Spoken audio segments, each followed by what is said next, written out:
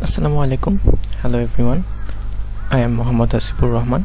I'm currently pursuing my undergraduate degree in CSE in North South University. So here I have worked on a COVID-19 specialized hospital floor plan. As we all know, there is a scarcity of medical services during this global pandemic, and corona patients need particular type of treatment. This type of a specialized hospital can play a very vital role. So firstly, I have the staircase or the entrance here. This can be used as the entrance for the ground floor and a staircase for the upper floors.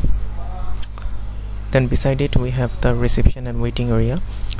Patients can wait here and collect their required information from the reception desk. Then next to it we have the general isolation ward. It consists of 8 beds. It can actually also be used as the IC ward.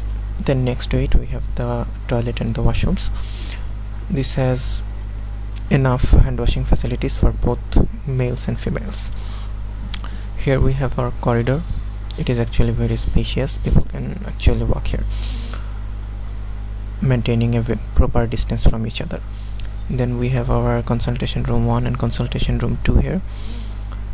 Doctors can sit here and examine the patients. Next to it we have the isolation cabin 1 and isolation cabin 2. These two cabins can actually also be used as the ICU and CCUs for patients in very critical condition. Then here we have our testing lab. After collecting the samples can be tested here. Basically that's it. Assalamu alaikum again, and thank you for watching.